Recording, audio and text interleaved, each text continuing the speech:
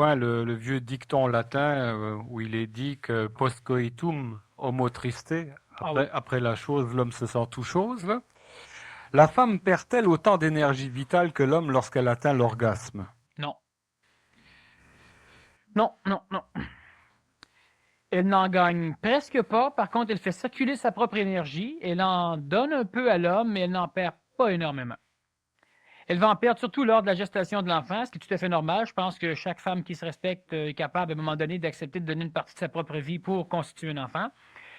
Pas nécessairement tout de suite, mais au courant de sa vie. La vie est longue, hein? 100 années, c'est long. Dans 100 années, donner 10 ans, 10, 15, 20 ans de sa vie, c'est pas trop pire. L'homme, des fois, fait pire que ça. Surtout dans la gestation qu'elle va perdre de l'énergie vitale, pas au niveau de la relation sexuelle. Elle peut s'en permettre du moment qu'elle a un processus de contraception. Mais c'est pas ça qu'elle recherche. Fait qu'elle peut s'en permettre tant qu'elle veut. Pourquoi parlez-vous de relations sexuelles lorsque c'est une relation mentale? Je pense qu'il y a plus de sexe, qu'il y a plus de sexe seulement, il n'y a plus de sexe, mais seulement une relation d'esprit à esprit. Bon, c'est une relation qui effectivement est au niveau mental, qui ne regarde pas les caractères sexuels primaires de l'animal humain. Alors, si j'emploie le terme sexuel, c'est pour bien faire comprendre parce qu'il faut bien comprendre, premièrement, que l'extase n'est pas reliée à la sexualité, l'extase sexuelle. Il est relié au déplacement d'une énergie, l'énergie vitale, qui, elle, va être déplacée par la relation sexuelle. Alors, ce qui fait que si on parle comme la personne ici l'écrit, il faudra donc dire aussi que dans une relation sexuelle, il n'y a jamais d'extase sexuelle, il n'y a toujours qu'une extase vibratoire, une extase énergétique. Il n'y a pas d'extase biologique. L'extase biologique, il est très limité au caractère prédominant avant et pendant la relation sexuelle chez l'homme et chez la femme, des caractères tout à fait biologiques qui sont photographiables, n'est-ce pas? Mais c'est tout. Alors, si on parle d'extase psychologique, d'extase comme l'humain le vit, il le vit lors d'un déplacement d'énergie. Plus il y aura d'énergie vitale déplacée chez lui, plus il pourra atteindre une extase, donc un sommet vibratoire. Alors, je parle de sexualité mentale, premièrement pour briser un peu les formes, parce qu'il y en a beaucoup pour qui la sexualité, c'est déjà yark. Alors, une sexualité mentale avec un enfant, imaginez-vous de quelle façon on arrive à être cochon en vieillissant ou en devenant homme nouveau. Parce qu'il y a déjà un tabou sur le terme sexualité. Alors, étant donné que l'être normal, dans le langage courant, la sexualité, ce n'est pas juste l'acte physique, mais c'est aussi l'extase et tous les mécanismes de transposition énergétique. Alors, je poursuis, mais jusqu'au niveau mental, je parle de sexualité. C'est une fusion énergétique entre le plan mental, si vous voulez dire l'esprit, disons que je peux toujours tolérer, c'est une fusion énergétique, comme elle peut avoir lieu au niveau du plan physique, sauf qu'elle se fait comme dans la sexualité conventionnelle, en excluant la nécessité de se rejoindre physiquement et vitalement. C'est la différence. Alors effectivement, on peut appeler ça autre chose que de la sexualité, mais c'est le même principe que la sexualité et ça l'amène au même genre d'extase avec un peu plus au niveau de la vibration. Ce n'est pas destructeur, ce n'est pas négatif, c'est hautement évolutif.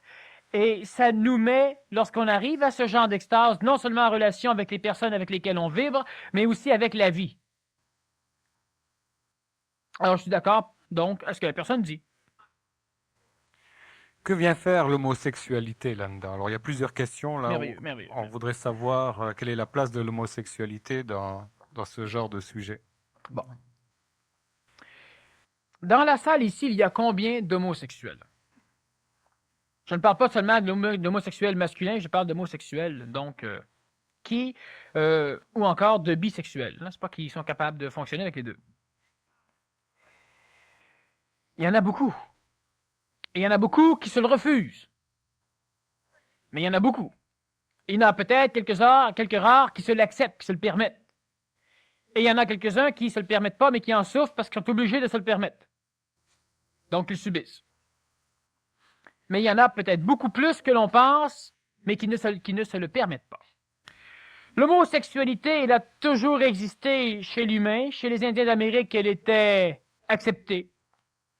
L'homosexuel ou la tapette, c'est pas tout à fait pareil, là, mais ou la tapette. On la laissait libre dans la tribu, puis ça dérangeait pas grand monde. On riait un peu de lui ou d'elle, ou des deux, ça dépend. L'homosexualité, c'est lorsque l'être humain, là, prenons l'exemple d'un homme pour l'instant, c'est la même chose au niveau de la femme. Prenons l'exemple de l'homme. Bon. Lorsqu'au niveau vital, le mâle arrive presque à s'assumer et qu'au niveau de sa psychologie, qui est normalement donneuse, cette énergie psychologique, maintenant, va nourrir le plan vital, ce qui automatiquement emplit le corps vital de l'homme, du mâle, ce qui, maintenant, le limite dans sa recherche de sexualité féminine. Par contre, vu qu'il aura un manque d'énergie au niveau de sa psychologie parce qu'il aura été dynamisé son plan vital, il aura donc cette affinité à l'affection comme la femme l'a. Il a un corps physique d'honneur, il a un corps vital d'honneur, il a un corps astral ou psychologique réceptif et il a un corps mental réceptif. Alors il devient, dans un corps d'homme, une femme. Pourquoi il va accepter de vivre avec les hommes? Pourquoi il va rechercher l'homme, même s'il recherche l'affection?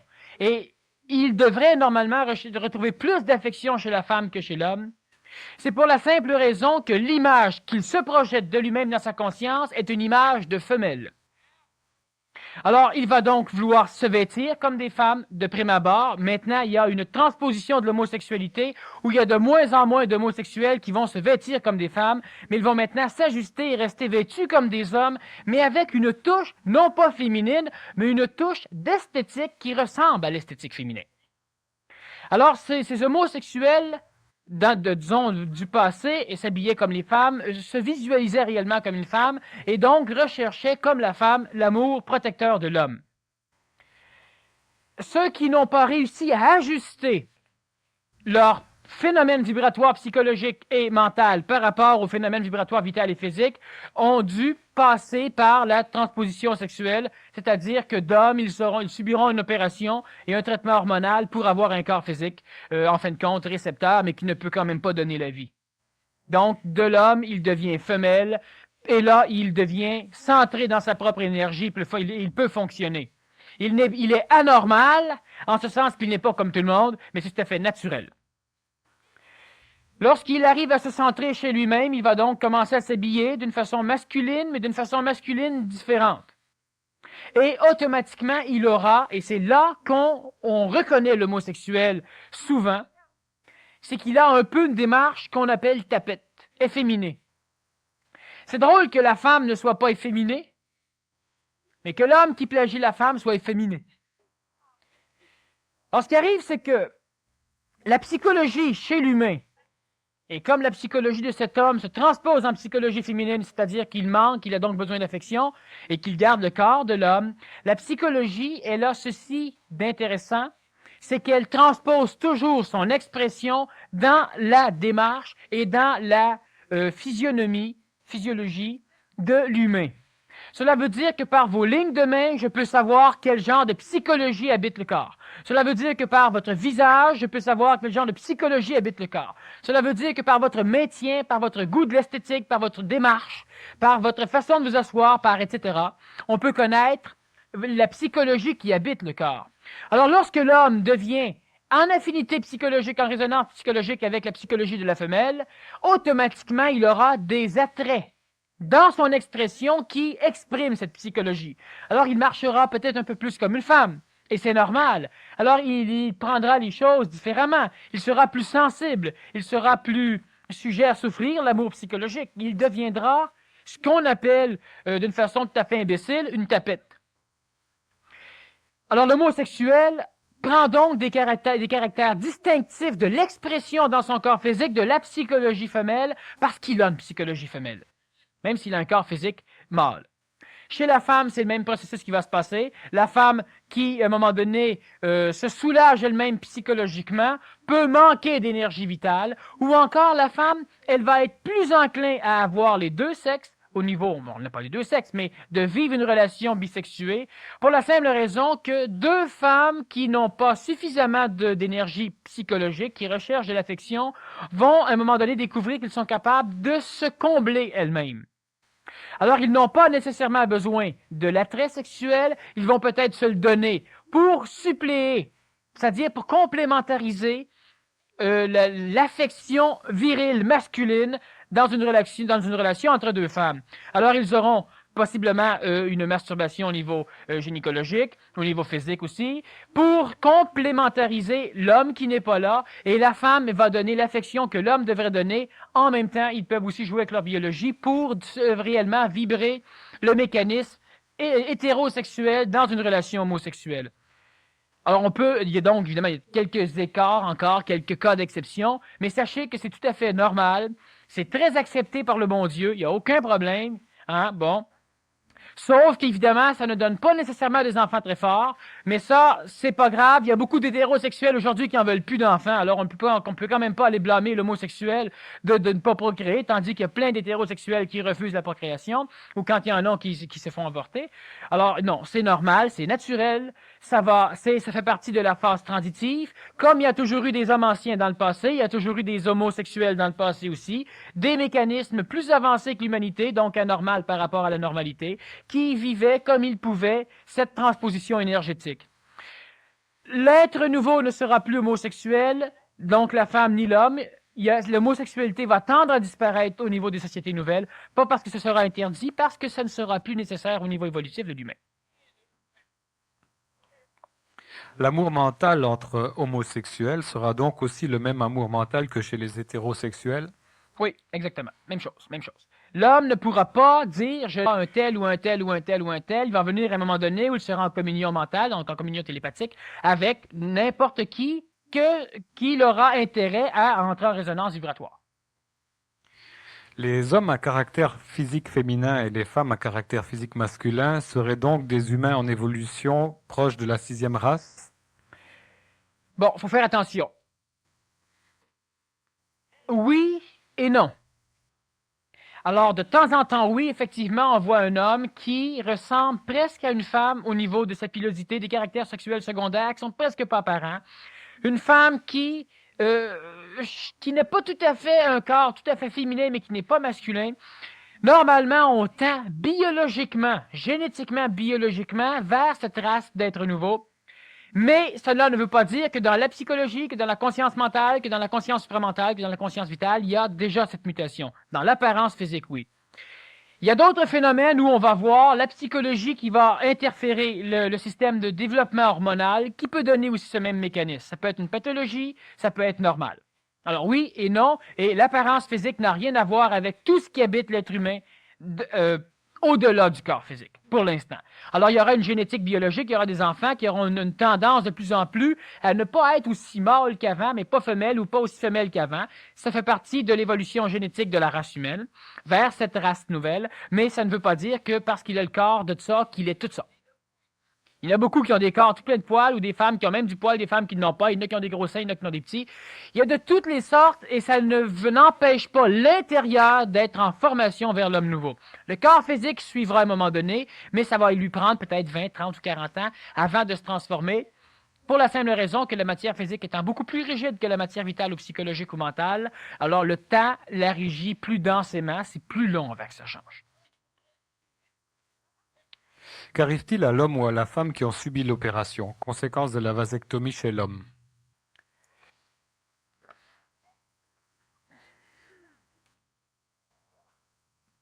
Bon. Quelle que soit l'opération, tout ce qui arrive, il arrive deux choses. Il arrive premièrement que l'homme va conserver son énergie vitale, donc cela veut dire que l'homme aura un potentiel plus grand à arriver vers cette conscience nouvelle. Un peu comme aussi, on a rencontré souvent des sectes comme les castrateurs de Russie, entre autres, qui maintenant se font castrer après 2 enfants, mais avant c'était obligatoire, comme ça réglait le problème, sauf qu'ils ont manqué leur coup parce qu'au niveau des testicules chez l'homme, c'est là que commence à se focaliser l'énergie vitale. Alors en partant, il éliminait le réservoir, ça n'a pas fait des gars bébés brillants non plus. Mais les ménestrels non plus, ils pouvaient créer comme la femme, il y avait les caractères féminins parce qu'il n'y avait pas ce phénomène énergétique vital de l'homme, mais c'était pas...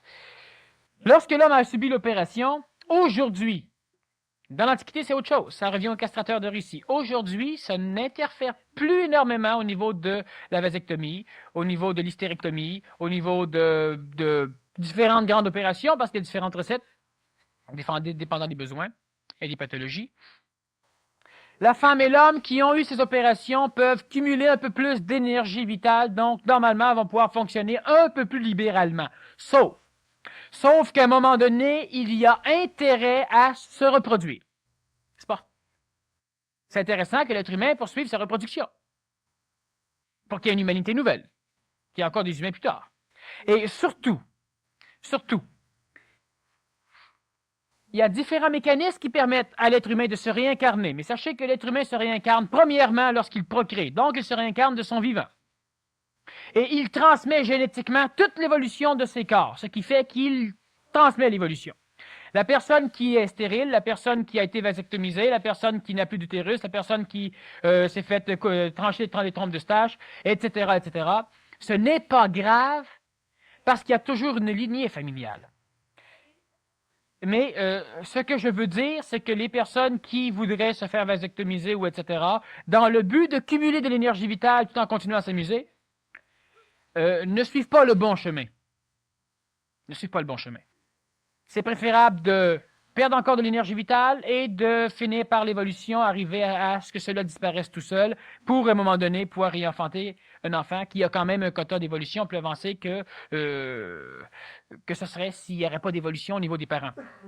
Donc, il n'y a pas de danger, il n'y a pas de piège, il ne se passe absolument rien. Une personne qui n'a pas d'enfant, elle doit au moins énergiser l'enfant d'un autre. Donc, si elle s'occupe d'enfants, si elle s'occupe des enfants, elle transmet déjà là son évolution par le travail qu'elle va faire en collaboration avec des enfants et surtout par l'amour mental qu'elle pourra communiquer. Donc, une personne qui a une vasectomie ou qui a une opération au niveau féminin, elle peut transmettre son évolution qu'à la condition qu'elle éduque. Donc, elle arrive à un contact mental au niveau de l'amour avec des enfants. Il n'y a aucun problème au niveau de la transmission, ni de l'évolution, ni de la génétique réincarnative évolutionnelle. Alors, les personnes qui ont donc subi ces opérations ont un potentiel d'évolution légèrement plus grand que celui de ceux qui ne l'ont pas, mais ce n'est pas un mécanisme d'évolution. C'est un peu mieux, mais c'est pas grave, c'est parfait. Tu as parlé de trompe de stage, est-ce que tu voulais pas faire allusion Trompe de Fallope, excusez. Fallope, oui. Parce que je m'écoutais parler en même temps, ouais. Il y en a qui font ça n'importe où, hein. Des oreilles, j'ai déjà vu. Trompe de Fallope, évidemment, merci. Non, c'est parce que je suis très sensible, j'ai habité Saint-Eustache et tout, puis... C'est ça, puis fallait pas laisser passer ça. Non, les murs ont des oreilles, ça fait que... Est-ce que l'amour mental dans un couple se prolonge après la mort ou est-ce la fin des émissions? Tu as un peu répondu à cette question-là à l'instant. Bon, la semaine dernière, on avait une conférence, pourquoi allez-vous mourir? Puis il n'y a personne qui est venu. Ça vous apprendra. La première conférence du mois de juin, la conférence, c'est pourquoi vivez-vous? Alors, on va encore reparler de la mort. Oui, parce que si le monde ne veut pas venir entendre parler de la mort, quand on parle de la mort, on parle de la vie. Il faut parler de la mort. Est-ce que l'amour mental dans un couple se prolonge après la mort ou c'est la fin des émissions? Merci. Non, l'amour mental d'un couple se poursuit après la mort et dépendant de différents mécanismes de création évolutive de leur vivant, s'ils ont créé un double éthérique, s'ils ont un ajusteur de pensée, s'ils sont capables de mourir de leur corps physique sans mourir de leur corps astral, donc s'ils sont capables d'éviter le monde des morts, même si d'ailleurs ils meurent une fois morts, donc s'ils pénètrent le monde des morts, ce sont des choses sur lesquelles on va revenir de toute manière à cette conférence, pourquoi vivez-vous? Il y a différents processus qui permettent à ceux qui s'aiment mentalement de pouvoir poursuivre leur aimantation, donc leur amour, une fois la mort du corps physique, s'ils parviennent à ne pas pénétrer le monde des morts, parce que l'être humain n'est pas nécessairement obligé, c'est-à-dire que l'être humain est obligé de pénétrer le monde des morts lorsqu'il est assujetti au monde des morts, lorsqu'il n'a pas la faculté de transcender le monde des morts, c'est-à-dire lorsqu'il n'a pas la faculté, une fois qu'il a quitté son corps physique, de reconnaître l'attraction lumineuse du monde des morts pour ne pas y aller, parce que dans le monde des morts, il y a des portes, il y a ce qu'on appelle les gardiens du seuil, il y a ce qu'on appelle le périsprit du monde des morts, donc l'enveloppe du monde des morts, où lorsqu'une personne est morte, elle rencontre les personnes de sa famille qui sont mortes avant elle rencontre ses amis, ses animaux familiers, où on lui dit viens, c'est beau, elle voit un tunnel lumineux, c'est extraordinaire, et lorsqu'une personne qui quitte son corps physique parvient à ne pas aller là, donc à ne pas pénétrer le monde des morts pour remourir une deuxième fois, où là elle sera digérée par le monde des morts, poursuivre un processus réincarnatif pluralitaire, sur lesquels on va revenir. Si la personne, une fois quitté son corps physique, est attirée par son double éthérique, par son esprit, on pourrait dire. Alors, elle a donc la faculté de pouvoir poursuivre cet amour mental avec la personne avec qui elle a vécu, et ils auront aussi la possibilité de pouvoir revenir relativement ensemble dans le monde des vivants à un moment donné si leur double éthérique n'est pas parfaitement constitué. Mais encore là, on déborde énormément. Donc, cette conférence, la semaine prochaine, c'est être capable de dire non. Donc, comment contrôler les mécanismes de manipulation qui nous soutirent toujours des consentements contre notre gré. Et la semaine d'après, c'est pourquoi allez-vous vivre? Pourquoi vivez-vous? Alors, je pense qu'on va répondre beaucoup plus amplement à cette question. Je vais te lire 6 questions de suite. Je suis en train de vivre quelque chose de similaire par rapport au couple et je trouve que ça m'aide beaucoup. Allez-vous faire d'autres conférences sur le couple, les problèmes rencontrés par le couple? Bon, je t'arrête juste là. Oui, effectivement, il y aura d'autres conférences faites sur ces mécanismes de l'amour parce que ce soir, c'était, disons qu'on brassait un petit peu, on commençait, mais comment atteindre l'amour intelligent, comment... J'ai fait une conférence sur les mécanismes de l'amour intelligent qui était déjà une base, on peut dire, à la conférence de ce soir. Il y aura d'autres conférences pour permettre d'intégrer les enfants immédiatement au niveau de cet amour mental et pour permettre aussi d'arriver à la vibrer, à la résonner et commencer, même si on reste sexuel, même si on reste un être transitif ou un être ancien, à pouvoir vivre de cet amour mental. Et je vous assure que lorsque c'est expérimenté, oui, ça vaut énormément l'essai. On va y revenir, ça va de soi. Félicitations, des explications extra sur la sexualité, ça clarifie beaucoup mes idées sur le couple et la sexualité. Y aura-t-il d'autres conférences dans ce style? Tout à fait extra à votre conférence. Avez-vous d'autres activités que les conférences, causeries, cours hein? C'est la première fois que je viens, je suis dépassé par le bagage donné, mais je trouve la conférence extraordinaire, merci, ça m'aide. Excellente conférence, d'où vient cette nouvelle connaissance? Peux-tu nous parler un peu de ta formation et de ta profession? Non, si j'en parle, vous allez tout sacrer votre camp. Ça va en parler. Hein. Qu'est-ce qui est important? La provenance d'une connaissance ou la provenance d'un savoir ou ce que l'humain en fait. Alors, on travaille au niveau de ce qui est fonctionnel. Donc, ce n'est pas important de savoir d'où ça vient ou quoi que ce soit. Il y a des cours que je donne, il y a des cours que j'ai institués que d'autres donnent aussi, puis ça, vous vous renseignez au centre. Moi, Je pense que c'est un sujet qui intéresse particulièrement le monde. Je pense que tu as trouvé une veine, un filon, qui serait intéressant d'explorer. Ça dépend simplement des personnes, mais c'est bien évident de toute façon que je vais revenir sur la sexualité, mais là, on va appeler ça d'une autre façon, sur cet amour mental ou sur cette relation énergétique au niveau mental qui englobe aussi les enfants, qui englobe la famille. Pourquoi n'arriverions-nous pas à un moment donné à avoir une famille, parce que la famille, elle se défait présentement et c'est tout à fait normal, c'est intelligemment prévu, mais ça va se reconstruire d'ici quelques dizaines d'années et ça peut déjà être reconstruit dans certains couples, dans certaines cellules familiales parce que au niveau de la révolution, ils sont quelque peu en avance sur peut-être la normalité, c'est-à-dire qu'ils n'attendent pas que tout le monde le fasse pour le faire, ils le font parce que c'est le temps. Et on va donc revenir sur la sexualité familiale, sur les mécanismes qui permettent justement de créer un lien, une famille qui n'est pas familiale par le lien sanguin, qui n'est pas familiale par le lien psychologique, le fait que tu es mon père, le fait que je suis ton fils, le fait que tu es ma mère, le fait que je suis ta fille, mais qui sera énergétiquement relié, ce qui fait que moi j'ai 12 ans et mon père c'est mon chum. C'est pas mon maître, c'est pas mon professeur, c'est quelqu'un qui sait des choses que je sais pas, c'est quelqu'un qui a des potentiels que j'ai pas mais que je vais avoir. Mais il y a une affinité vibratoire qui fait que c'est impeccable, que c'est merveilleux. Et même chose pour la fille, même chose pour la mère, même chose pour tout le monde, pour le couple. Alors, à un moment donné, les parents, ceux qu'on relègue à un moment donné dans le fin fond, on ne sait pas trop où, sont inclus. Alors, même si une personne âgée est dans un hôpital ou dans un centre d'accueil parce que c'est préférable pour elle, et elle le sait, parce que des fois c'est préférable pour les autres, puis la parent, elle ne sait pas, mais disons qu'elle décide d'aller là, elle va aussi avoir une affinité mentale, un amour télépathique avec le reste de la famille, même s'il n'y a pas de visite. Loin des yeux, loin du cœur, ça va être loin des yeux, ça ne change rien. Parce que c'est pas un amour mémoriel, ce qui fait que si tu restimules toujours la forme que j'ai de toi, ben je t'aime toujours. Mais si t'es plus là pendant 10 ans, je finis par t'oublier. C'est un amour qui va être énergétique, mental. Alors on va revenir parce que c'est la constitution même des sociétés nouvelles, des familles nouvelles, de l'éducation au niveau infantile, de la procréation. Alors, ça regarde tous les mécanismes d'une gestion de naissance d'une société nouvelle qui commence déjà dans certaines cellules familiales, qui commence déjà dans certains individus qui n'ont pas de personne à aimer, mais qui sont capables déjà d'aimer un arbre, déjà d'aimer marcher, mais parce qu'ils aiment le mouvement, l'énergie qui circule, déjà de contempler, mais animotivement, sans émotion.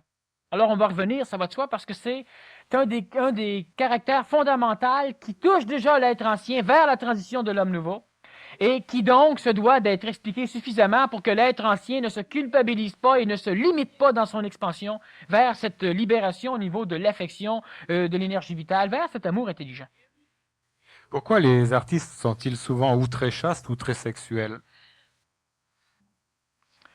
Parce que dans les deux cas, premièrement, il y a certains artistes, il y a l'imagination, il y a la créativité, il y a différents mécanismes qui régissent les artistes.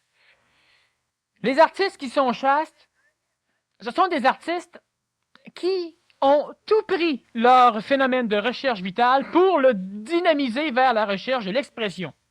Donc, ils se servent de l'énergie créatrice, l'énergie sexuelle, pour créer dans l'expression des tableaux, des peintures, des sculptures, des livres, des œuvres d'art, des choses incompréhensibles, des chansons, des musiques. Alors, toute l'énergie créatrice sexuelle est maintenant transmuée en énergie créatrice intentionnelle, donc au niveau de la volonté d'expression, ce qui fait qu'ils servent de canal à des entités mémorielles qui, par l'intermédiaire de ces personnes, peuvent maintenant s'exprimer, donc se donner l'impression qu'ils vivent. Ils sont donc chastes, pas purs, mais chastes, parce qu'ils arrivent, ils ont besoin de cette énergie qui est maintenant transmuée en création, alors ils n'ont plus de caractère attractif sexuel.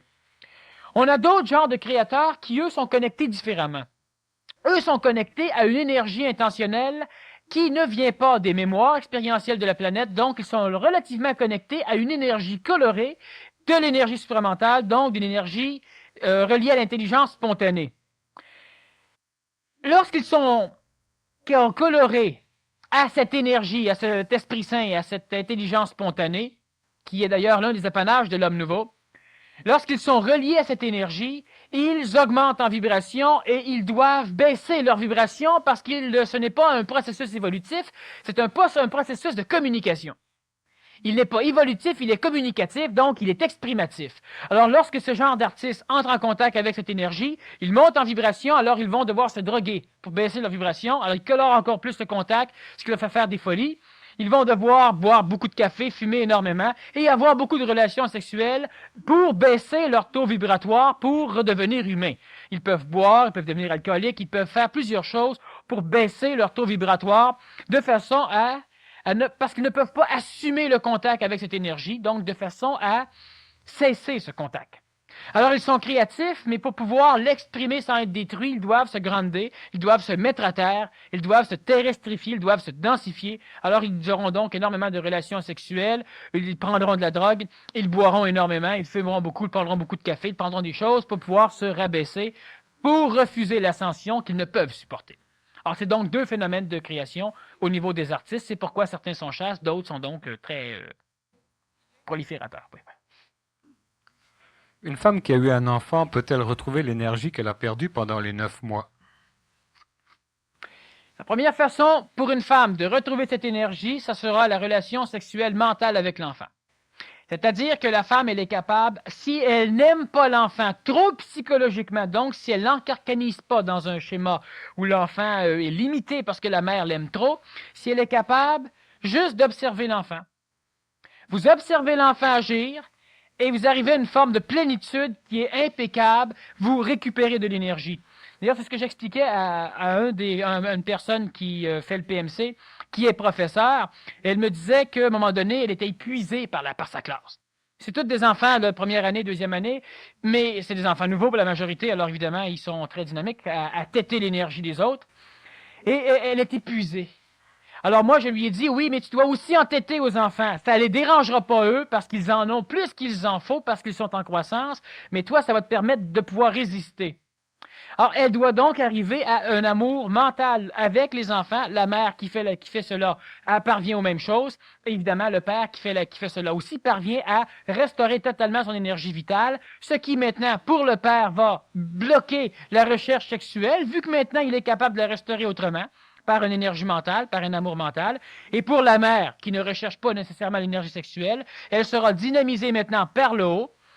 D'ailleurs, l'homme nouveau évolue maintenant de haut en bas, tandis que dans l'Antiquité, il évoluait de bas en haut. C'est pour ça que toutes les techniques tendent à faire en sorte que l'énergie monte le long de la colonne vertébrale, tandis qu'aujourd'hui, ça descend, ça monte plus. Alors donc, il y aura une facilité infantile à la mère de pouvoir récupérer l'énergie qu'elle a mise en service pour la gestation de son enfant. Il y aura une facilité facile.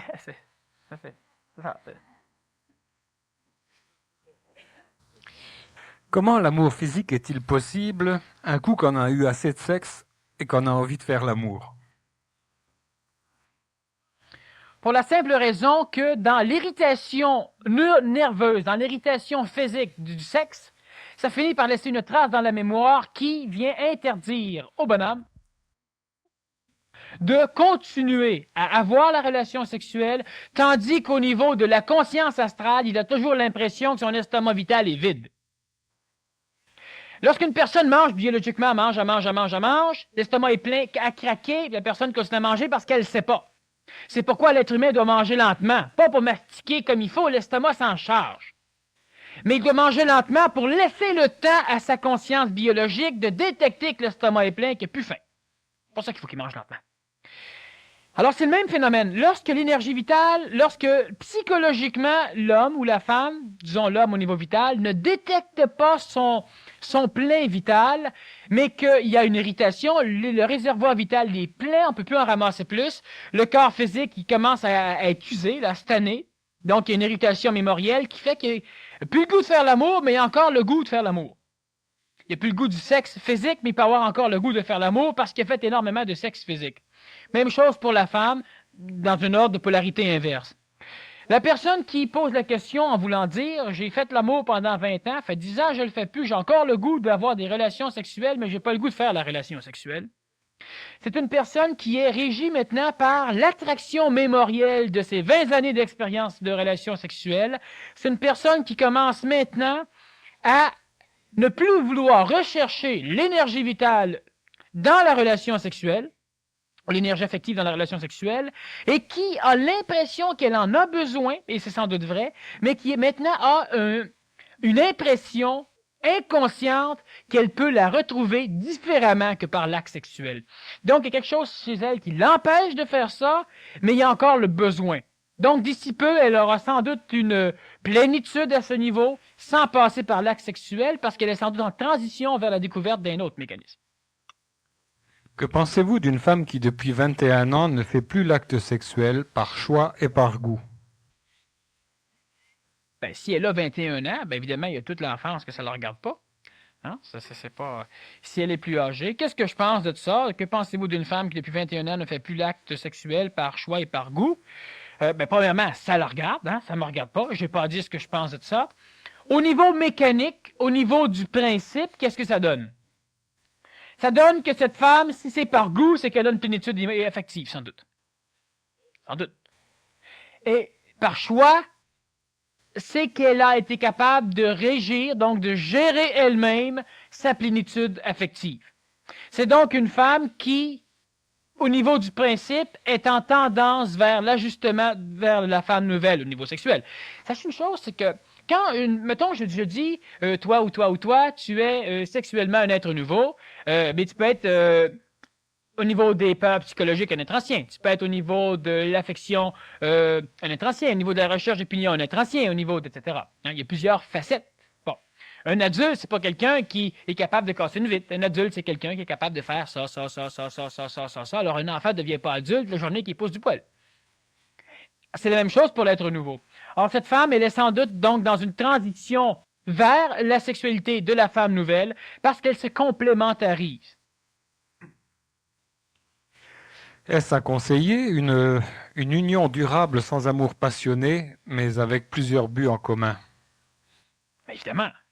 C'est à conseiller, non, mais c'est évidemment une chose qui va arriver et ça fait partie de la relation d'amour de l'homme nouveau.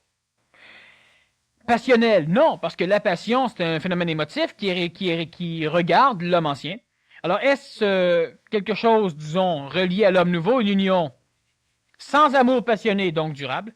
mais avec plusieurs buts en commun, oui. Et lorsque, sachez une chose, et ça, l'homme nouveau, donc la femme et le mâle vont toujours comprendre, que l'union doit être limitée. Ouvrez vos oreilles, là, vous allez comprendre. Chez l'homme ancien, il ne sait pas qu'une rencontre est toujours le début d'une séparation. Mortuaire ou affective ou décisionnelle, mais une rencontre est toujours le début d'une séparation. Mais l'homme nouveau, ça, il le sait. Et son union avec quelqu'un est toujours limitée, dans le temps, dans l'espace et dans n'importe quelle situation. Mon union avec François, elle est limitée. Tant qu'on aura à travailler ensemble, on va travailler ensemble. Quand on ne peut travailler ensemble, on se sépare, on ne chicane pas, on s'engueule pas, on se maudit pas. Il est libre, je suis libre, alors on est pleinement ce qu'on est. 10 ans, 20 ans après, on se rencontre et puis on aurait encore des choses à faire ensemble, alors on se réunit. Mais notre union est limitée. Alors, à un moment donné, comment tu t'en vas? Mais je pensais que l'union n'est jamais illimitée. Un jour, beaucoup plus un jour, plus tard, il y a beaucoup de temps, l'humain pourra finir par avoir une union illimitée. Parce qu'il y aura un processus réincarnatif fusionnel. Mais consentant, c'est différent. Pour l'instant, alors c'est évident. S'il y a des buts en commun, merveilleux. Quand il n'y a plus de buts en commun et quand il n'y a plus de raisons intelligentes d'être ensemble, on ne chicane pas, on se dit pas ci, on se dit pas ça, c'est pas passionnel, il y a une séparation. Exactement comme deux amis qui font la mécanique ensemble sur le char, quand c'est fini, ils rentrent chacun chez eux. Ils braillent pas. Puis ils sont pas toujours ensemble, correct. Quand il y aura encore un problème de mécanique, ils reviendront. Quand il y aura d'autres choses, ils se réuniront. S'il y a un couple qui sont ensemble, qui ont un enfant, c'est autre chose. Alors, j'ai plus de but que toi, je m'en vais. C'est qui ramasse le petit gars ou c'est qui ramasse la petite fille? C'est autre chose. Parce que l'enfant reste un but commun. Et c'est pas parce que psychologiquement, ça te tente plus, que c'est plus un but commun. Parce que là, on parle d'une affection mentale. Et intelligemment, il n'y a jamais une seule famille qui va se séparer s'ils ont des enfants. Parce que intelligemment, c'est un but mauditement brillant que d'avoir un enfant puis de s'en occuper. Il n'y aura pas de chicane, c'est pas passionnel. Donc, il n'y a aucun problème. Que deux êtres humains restent ensemble avec des enfants, ils ne se sépareront pas. Lorsque ça regarde l'homme nouveau. Quand l'homme ou la femme ne viennent pas à l'orgasme, serait-ce un besoin d'atteindre le développement de la Kundalini? Non, la Kundalini, c'est atteint. Vous l'avez tous. C'est génétiquement transmis maintenant aux échelons nord-planétaires. C'est une technique qui a servi longtemps pour promulguer, pour promouvoir la conscience nouvelle de l'humain, pour donner un corps physique qui pourrait résister à l'énergie. Et chaque fois que cette Kundalini a monté dans un homme ou dans une femme, et que par après ils ont eu des enfants, ils ont donné, c'était génétiquement transmissible, c'était cellularisable, ils ont donné des enfants qui avaient des vaisseaux énergétiques plus ouverts. Et à la longue, ça crée des humains comme vous, qui maintenant ont déjà ce cheminement kundalinique. Alors on ne le recherche plus, on l'a. Il faut faire autre chose. Celui qui n'arrive pas à l'orgasme dans une relation sexuelle, c'est soit qu'il est trop épuisé énergétiquement. Alors ça monte, à un moment donné, on dirait qu'il se passe de quoi, puis il n'y a plus rien. Ça ne veut pas énergétiquement grimper plus haut. Il y a deux choses. Pénurie d'énergie vitale. Alors, lorsqu'il y a eu, par exemple, éjaculation chez l'homme, il ne reste plus assez de rien. Il n'y a pas d'extase. Et pour la femme, ça peut être similaire. Mais ça peut être un autre phénomène aussi. C'est le refus obstiné du mental de laisser perdre de l'énergie dans une relation sexuelle qui n'est plus enrichissante pour l'évolution du corps ou de tous les corps supérieurs au corps physique. Alors, le mental, tu fais ta relation sexuelle et à un moment donné, il y a quelque chose qui te décroche. Alors, c'est pas un manque de Kundalini, ça n'a rien à voir, c'est parce que maintenant, il faudra que vous procréez par la relation sexuelle, mais il n'y aura plus de jouissance, il va falloir passer à la jouissance mentale. C'est un coup de pied au derrière de l'humanité. Il y a des personnes qui ont, et ça ne regarde pas nécessairement votre éducation, votre psychologie, ça regarde beaucoup plus votre génétique. Il y a des personnes qui par la génétique, donc par leur structure corporelle, physique, arrivent à un moment donné où ils n'ont pas le choix, ils sont poussés dans le dos pour faire d'autres choses. Et c'est normal. On ne recherche pas la Kundalini, on la trouve dans des livres. Mais on ne recherche plus ça. C'est bon dans différents pays, c'est pas bon pour vous autres. Vous l'avez déjà. Oui, déjà. Est-ce qu'une vie sexuelle active à l'ancienne est limitée seulement au plan physique, ou est-ce que sur d'autres plans, il existe aussi une forme mémorielle de sexualité? Autrement dit, est-ce que ça continue à créer des liens sur d'autres plans que le plan physique? La sexualité physique crée des liens au niveau du plan astral, au niveau du plan du monde des morts, au niveau du plan du monde des rêves, qui est le monde des morts, au niveau du plan mémoriel, qui est le monde des morts. Alors, une personne peut avoir des relations sexuelles dans ses rêves. C'est une relation sexuelle régie par la mémorisation de phénomènes d'apprentissage. Mais ce n'est pas évolutif. C'est tripant pour l'ego, c'est tripant pour la psychologie, c'est enrichissant pour la psychologie, mais ce n'est pas évolutif. La relation sexuelle au niveau du plan astral, donc du monde du rêve, ou encore du monde des morts, ce qui est le même phénomène. Si c'est au plan physique, c'est automatiquement au plan vital et c'est automatiquement au plan psychologique parce que la femme fait l'amour au niveau du plan psychologique et physique. Tandis que l'homme fait l'amour au niveau du plan vital, psychologique un peu et physique. Alors évidemment, ça laisse des traces dans tous les plans, mais ça n'intervient pas dans le plan du mental. Donc, la relation sexuelle incessante, continuelle, n'entraîne pas l'amour mental. Elle aura même la faculté de l'éliminer un petit peu, donc de la limiter. Alors, évidemment, ce n'est pas, quand on parle d'une relation fréquente, là, au niveau de la génétique d'aujourd'hui, cela voudrait dire une relation sexuelle, je parle d'une normalité, il y en a qui peuvent se permettre plus, il y en a qui doivent se permettre moins, mais en général, aujourd'hui, une relation sexuelle qui ne dérange pas trop l'évolution de l'humain, c'est à raison d'à peu près une fois par jour. Ça ne dérange pas trop. Après 20 ans, ben là, il faudrait diminuer un peu. Mais ça n'interfère pas trop dans l'évolution. C'est sûr qu'une personne qui a des relations une fois par semaine, une fois par mois, une fois par 6 mois, là, on tombe dans la normalité, là, mais la personne est normale et naturelle, mais elle est elle-même, ben, ça permet d'avoir un peu plus d'énergie vitale pour faire d'autres choses. Ça vous permet de pouvoir guérir plus facilement. Ça vous permet de pouvoir penser plus librement. Ça vous permet de pouvoir faire un sport plus facilement. C'est connu chez les athlètes que tu n'as pas des relations sexuelles avant d'aller aux Olympiques. Hein? Si tu veux sauter à la perche, ben, tu fais pas de... Ah, vous voyez ce que je veux dire? Parce que ça baisse les hauteurs. C'est pas? Une réponse déguisée en question.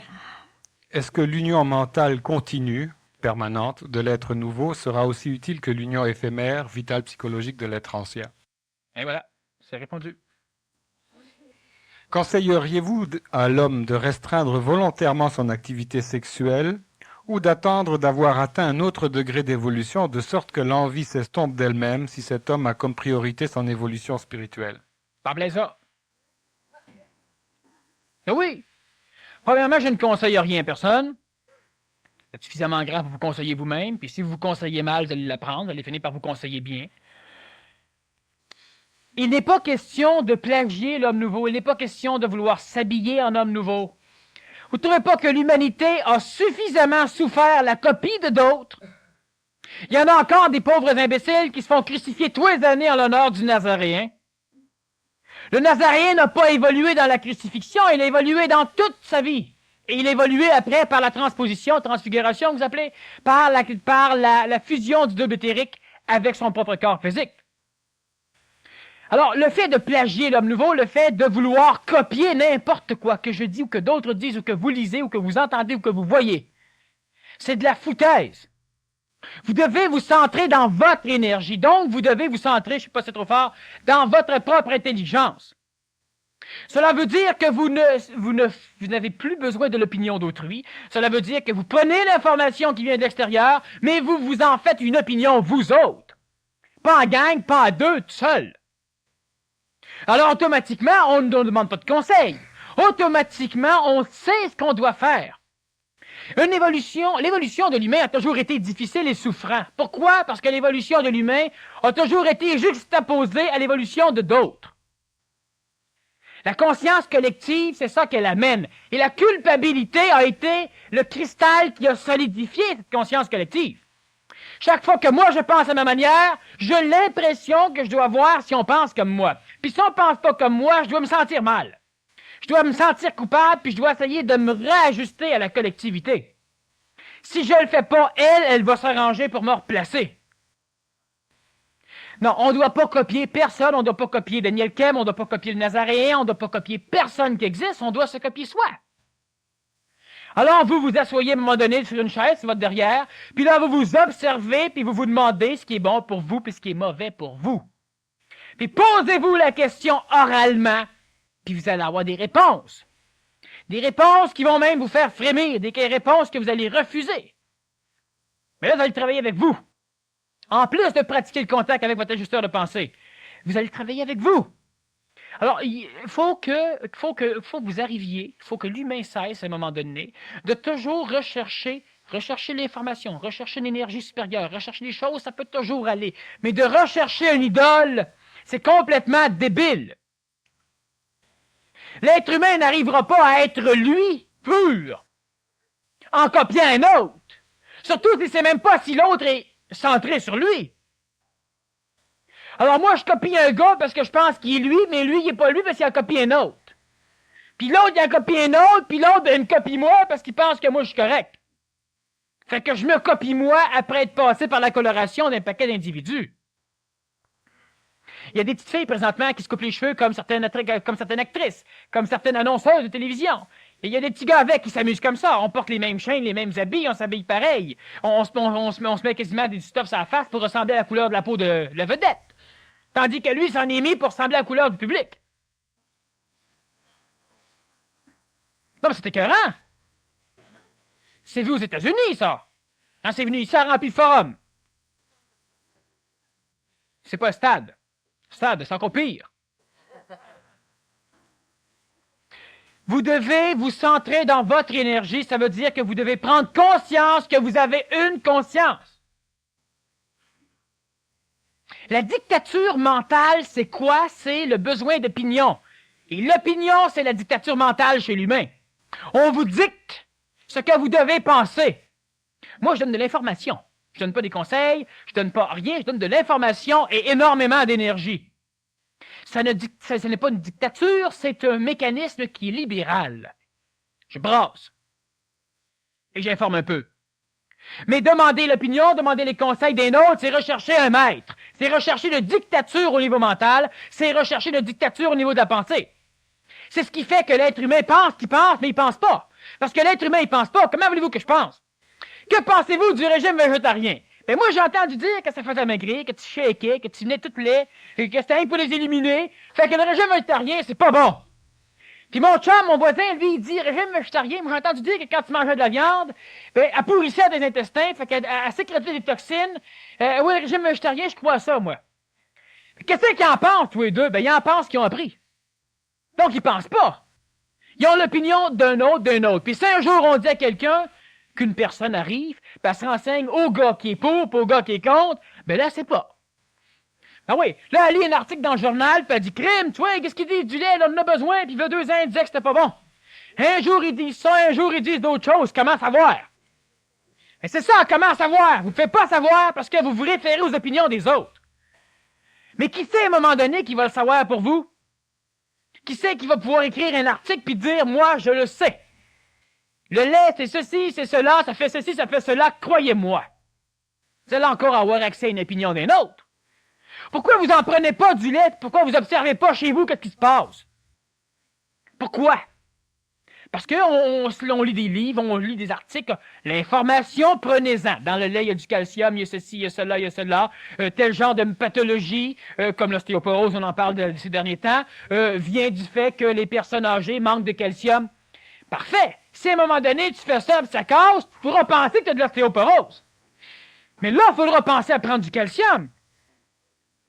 Mais ne demandez pas l'opinion, demandez de l'information, ok, mais pas l'opinion des autres.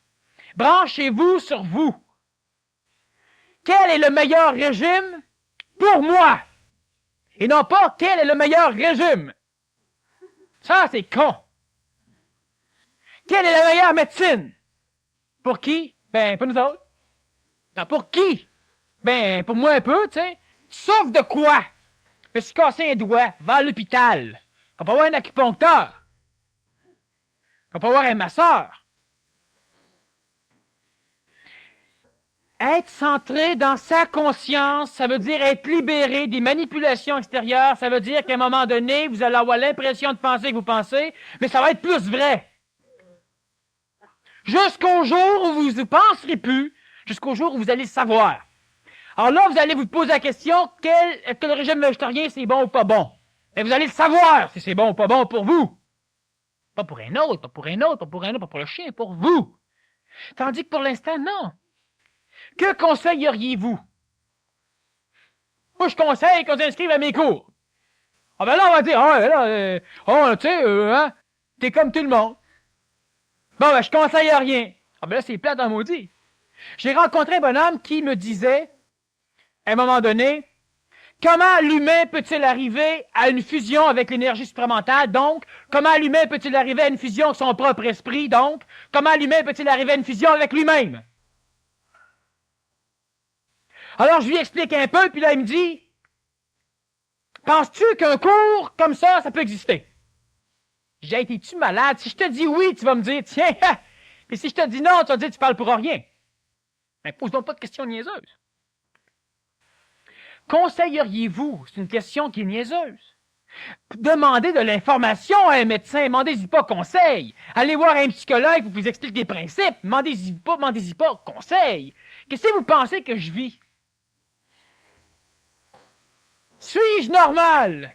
Suis-je comme tout le monde? Ouais, t'es un fou, t'étais comme tout le monde. Mais non! Moi, là, je sais que tous les fois, je vois un chien. Le psychologue peut dire qu'il y a des processus mémoriels, soit qui viennent de l'enfance. Il peut t'expliquer un principe. Va-t'en chez vous, prends le principe qui est de l'information, puis observe dans ta tête pour savoir si c'est ça. Qu'est-ce que c'est le savoir? J'ai regardé dans le dictionnaire, c'était écrit savoir. Ensemble de connaissances structurées et ramassées par l'humain. C'est de la merde. Parce qu'un ensemble de connaissances structurées et ramassées par l'humain, c'est de l'expérience, c'est pas du savoir. Parce que quand je suis assis sur ma chaise puis que je dis, je sais la mécanique, mon chum il me dit non, tu connais la mécanique. Ok, je connais la mécanique. Je connais que je vis. Non, t'as pas eu besoin de l'apprendre, ça. Tu sais que tu vis. Ok, je sais que je vis. Ben, savoir, c'est pas un ensemble de connaissances. Puis là, savoir, c'est quoi? Ben, à un moment donné, quand on demande l'opinion de tout le monde, qu'est-ce qui se passe? Ben, on pense bien plus dans votre tête que vous le faites vous autres. Alors, vous vous asseyez, vous levez debout, vous faites ce que vous voulez, puis vous devez arriver à savoir. Pour arriver à savoir, il faut avoir une confiance dans le fait que l'être humain n'a pas besoin de connaître pour pouvoir être efficace. Si moi, je me dis toujours, je peux pas apprendre la mécanique, je peux pas savoir la mécanique, il faut que je la connaisse, il faut que j'étudie, je peux pas connaître les plantes, je peux pas les savoir, il faut que j'apprenne tout, ben vous n'aurez pas fini, puis l'humanité n'a pas fini d'apprendre à connaître. Mais à un moment donné, il y a toujours un câble sur la planète qui, soudainement, a une illumination, il y a un flash, il vient de savoir. Là, il l'explique, là, on la regarde de travers, puis là, on étudie, puis on se rend compte que le gars, il connaît son affaire. Il connaît pas, il sait. Albert Einstein, il était à l'école, il est arrivé devant ses profs de physique, il leur a montré une petite formule pour leur dire que ça expliquait la vitesse de la lumière, ça expliquait un paquet de phénomènes. Et puis, on lui a dit, oui, oh non, le pauvre cave. 7 ans après, quand on recherchait une formule particulière pour connaître des choses, il est revenu avec sa formule, puis il leur a dit, tiens, le cave, là, 7 ans, je te l'ai donné. E est égal à MC au carré. Il l'avait pas connu. Il ne pouvait pas le connaître. Ça ne s'enseignait pas, personne ne le savait. Il l'a su. Après, il l'a enseigné. La connaissance, ça vient de la mémorisation du savoir, d'une part, et de l'accumulation de perceptions, d'une autre part. Ça crée l'expérience, l'accumulation de connaissances. Alors je répète que vous devez vous brancher dans votre énergie pour être dans votre intelligence, pour qu'à un moment donné, vous en arriviez à savoir de par vous-même qui est correct pour vous. Et non, l'humain ne veut pas. L'humain n'est pas capable d'assumer son savoir, l'humain préfère être assumé par les connaissances des autres. Qu'est-ce que c'est qu'un homme cultivé? C'est une culture d'homme. C'est ça. Alors on prend un enfant tout à fait ordinaire, puis on le cultive, on lui met plein de connaissances dedans, il montre comment être poli, comment pas péter en public, comment te gratter le nez sans que ça paraisse. On en fait un homme cultivé qui connaît les proses, qui connaît les poèmes, qui connaît tout ce qui doit être su. Et là, il est cultivé. C'est quoi un homme cultivé? C'est de la culture d'humain. C'est ça que c'est. Alors, l'humain qui est cultivé peut devenir centré chez lui. Et étant centré chez lui, revenant chez lui après être sorti toute sa vie, pour entrer dans la vie sociale de tout le monde, revenant chez lui, il va être capable de comprendre la culture. Il sera plus cultivé. Un homme cultivé, c'est un homme qu'on a cultivé. Il est cultivé. Alors, revenant chez lui, il n'a plus besoin de la culture parce que c'est maintenant lui qui va la faire, la culture. C'est maintenant lui qui va l'énergiser, la culture. Il ne sera pas impoli, il ne sera pas poli, il va être ajusté. Il n'a plus besoin d'apprendre la politesse, il est ajusté. Alors, automatiquement, il est en plein comme qu'il faut qu'il soit quand il faut qu'il soit. C'est plus un cultivé. C'est un être réel, c'est un lui. Dans votre vie, dans votre recherche, puis continuellement, vous devez en arriver à apprendre à vous brancher sur vous autres. Parce que vous n'en sortirez jamais. Parce que l'autre, il est branché sur un autre, il est branché sur un autre, il est branché sur un autre, tout le monde est branché sur tout le monde. Ça, on appelle ça l'évolution de masse. Ça monte lentement, parce qu'en fin de compte, ça monte rien que par souffrance, par coupure derrière. Puis si vous vous séparez de ça parce que vous décidez que vous n'êtes pas normal, que vous êtes vous autres, mais vous n'avez plus besoin d'attendre les autres. Puis ils sont des millions. Vous êtes libre en maudit. Alors vous montez, vous vous centrez. Au début, c'est souffrant parce qu'au début, on se dit, pour qui je me prends? Qui suis-je? C'est ça la maudite culpabilité qui force l'humain à rester médiocre. Médiocre en gang, on est puissant. Ouais. Mais puissant seul, on est mauditement plus puissant. Parce que quand tu arrives tout seul planter l'autre gang, puis ta gang te laisse tomber, t'es plus fort. Il te faut la gang. Mais quand tu es puissant seul, tu n'as plus besoin de personne, tu n'as plus besoin qu'il soit là, t'es toi. Vous lisez un livre, prenez de l'information, informez-vous. Je parle d'information mathématique, logique, de principe, de mécanique. Pas mécanique automobile, mécanique. Les choses mécaniques. On prend de l'information. Ce soir, j'ai donné de l'information. Quelle valeur elle a? Demandez pas aux autres. Demandez-vous-les à vous. Elle aura la valeur qu'elle doit avoir. Et non pas la valeur que supposément il faudrait que ça l'aille.